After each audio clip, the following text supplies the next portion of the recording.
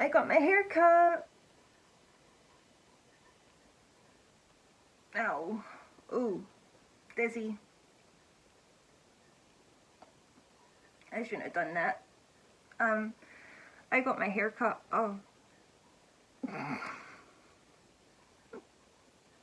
I shouldn't have done that. Now I feel sick and my head hurts. But I got my hair cut. It needs to settle. I washed it and straightened it, but it needs to settle. I got bangs. So, camera up, and I got bangs. But yeah, that's not what this is about. I am having problems with my medications, and I don't know if I should keep taking them or if I should stop taking them. So smaller things like my scalp's been getting really dry and my hair got really brittle, which is why I had to cut it. It was getting brittle and dry from the tops to the ends. So what you're seeing now is the results of lots of conditioner and a hair mask. But I was talking to the hairdresser about it, and she agreed that the aripiprazole, that's what it's called, the aripiprazole, she agreed that it was medication making my hair dry and brittle and just not what it was before. I also have a lot of dandruff now, which I didn't have before, and my skin's gone really oily. Like, these are just some small complaints, but they're still complaints all the same. Bigger things, like I've been feeling a lot more agitated. I feel really restless. I feel more anxious. I feel more depressed. I'm really finding it hard to see the joy in anything anymore. Like, very typical depression feelings, just can't see the joy in anything anymore. I'm not feeling the desire to do anything, and I have absolutely no motivation at all. My creativity still hasn't come back either, and that's really difficult for me because that is a coping mechanism that I have, is drawing. And I lost that with the olanzapine before they put me on the aripiprazole. Sorry, I'm getting notifications, sorry. I don't know if I should keep taking the medications. I know I should talk to my psychiatrist about this, but I did talk to my CPN, which is a community psychiatric nurse, and she didn't really want to hear it, and she also suggested that it was the cannabis that was making my moods harder to regulate. But I've been smoking that cannabis, the same strain, the exact same strain, and I've tried other strains for 5 years. The strain that I used to smoke, because I'm now 3 days sober, but the strain that I used to smoke is, in America, it's prescribed specifically for borderline personality disorder and anxiety and things like that, and that's exactly what I smoked. But the CPN doesn't really want to hear about it. She doesn't want to hear about how it helps.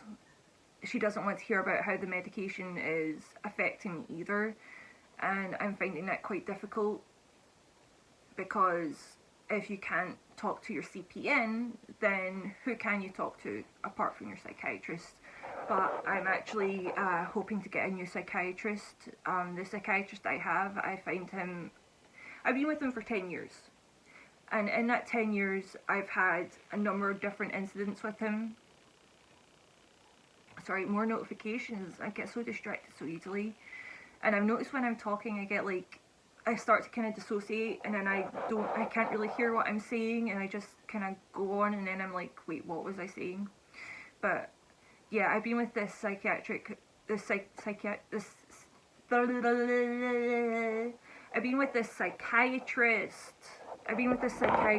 for 10 years. And in that time there has been a number of things that I found inappropriate. I've put in complaints about him, and I was given somebody else initially, And that person told me that for my trauma, all I needed to do was get a boyfriend, in other words, get laid, have sex, and to meditate. That I didn't need medication, I just needed to open my legs and pop some pill and meditate. I didn't need the pills. And then my next psychiatrist said that he recommended cognitive behavioural therapy, and there was no point in referring me because it's a 6 months waiting list, so he didn't refer me. And then I've ended up back with my initial psychiatrist, the one that I found inappropriate, the one that I put in complaints about. I also put in complaints about the one who told me that I should get a boyfriend and meditate, because I found that creepy, disgusting, gross. Just no, that's not how you deal with trauma, especially trauma that's that comes from a place of abusive men and certain types of assault. That's not how you deal with that. And that psychiatrist disgusted me.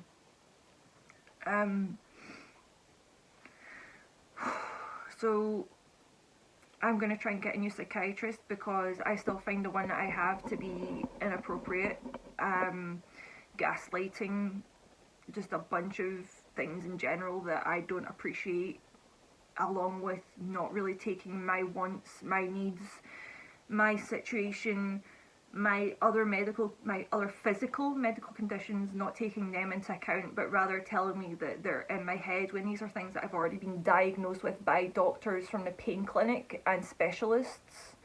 So I really don't appreciate him, so I don't feel like I can talk to him. I find him to be very up himself. I find that he's very swanny. The way he talks, the way he holds himself, the way he walks, it's as if he thinks he's better than everybody else. And it's as if he thinks that the mentally ill, like myself, are the lowest of the low. And I don't appreciate that. I don't appreciate being spoken to like that. I might not come across as smart or like I have a large vocabulary or anything, but I'm intelligent to a certain degree. But I'm intelligent. I do have brains in me. And I don't appreciate being spoken to like I'm this low-life nothing who's creating all these problems for themselves, because I can assure you that if I could choose any other life, I would not choose a life of mental and physical illness, and I wouldn't wish this life on anybody. So what do? Do I keep taking the medications or not? I've not taken them the last few days. I stopped smoking first though, so I've not smoked in 3 days. I've not had edibles, I've not had anything with THC in it at all, or CBD either. I don't know what to do. And I don't want to be put back on another antipsychotic either, because I find antipsychotics really bring my mood right down to like this baseline, like this really bottom baseline, rather than somewhere in the middle like it should. And I've been on mood stabilizers before, which I also didn't find helpful, but I'd rather try them again than keep doing these antipsychotics that have all these different effects on me that make me someone different than I am. I'm not an agitated, aggressive person at all, and this medication in particular really brings out this agitated aggression in me, and nothing can be done fast enough, nothing's done right enough, nothing's blah blah. It's just, it's a lot. It's a lot, and that's not who I am. I'm not like that normally. I came back from hospital almost a completely different person. The hospital changed me, the medications changed me, and the CPN told me that when I was telling the CPN about how being in hospital was traumatic for me, she was like, oh well, hospital isn't always the right thing for everybody. Like, are you kidding me? You stuck me in there for 9 weeks. You sectioned me. You sectioned me because I wanted to go home. Because I felt my care would be done better at home. I have to see her in 2 weeks' time again.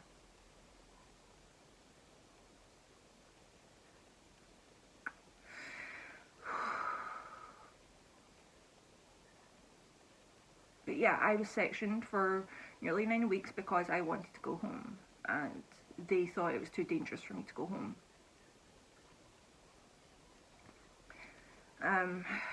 So since I've stopped the cannabis, I have zero appetite at all, and I'm really struggling to sleep.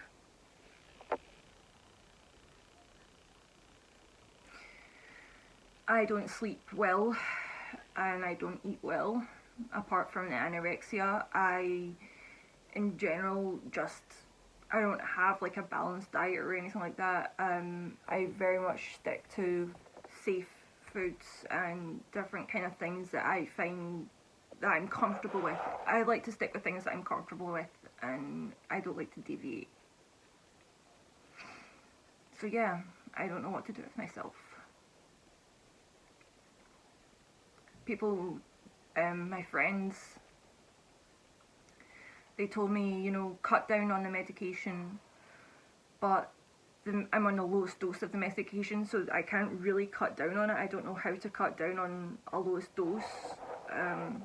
But I've been warned by some friends not to just cold turkey antipsychotics,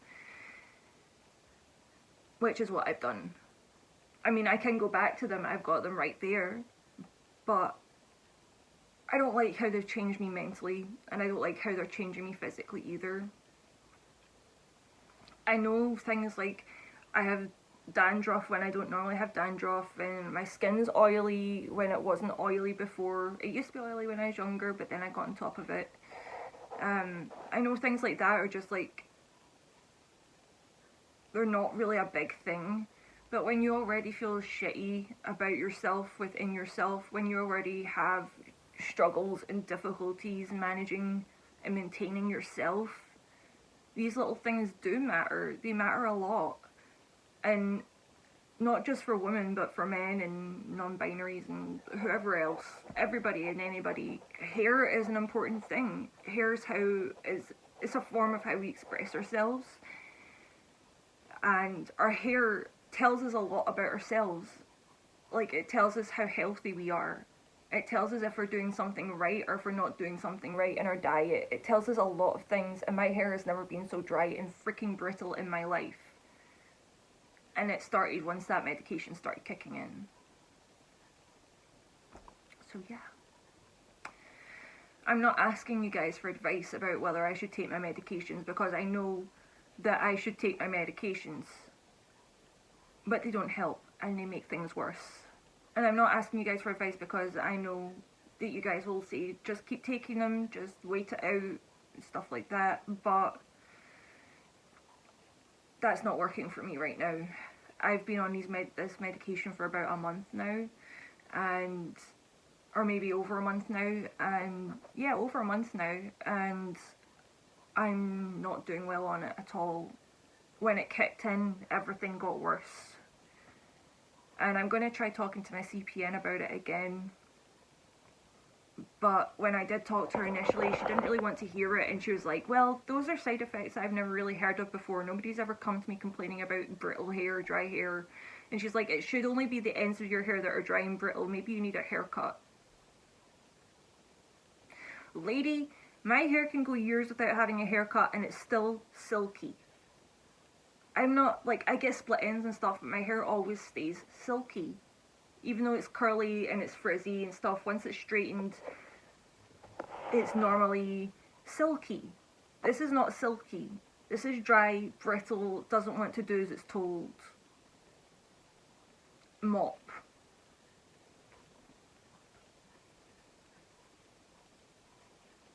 But yeah, I got my hair cut today.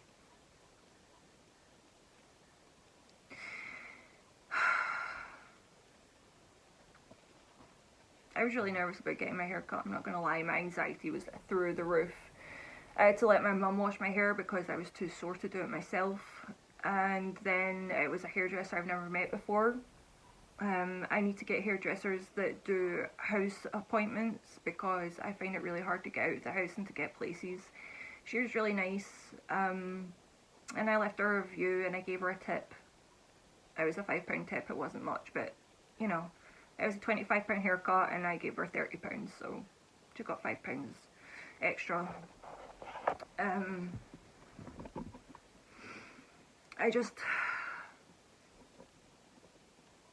I don't know. My nose is so itchy. But yeah, I don't really know what else to say about it. I'm going to try talking to her about it again. I mean, I've got my hair cut and I'm still having the problems with my hair and my scalp. And I'm hoping that once the medication is out of my system that my anxiety comes back down and that the agitation and slight aggression also comes down again, because that's really not who I am, and it's confusing and it's upsetting to have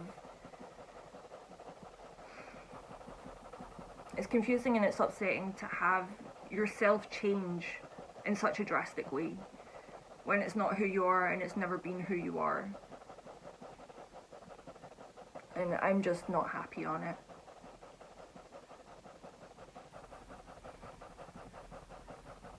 So yeah, anyway, I will love you and leave you, and I will see you all soon.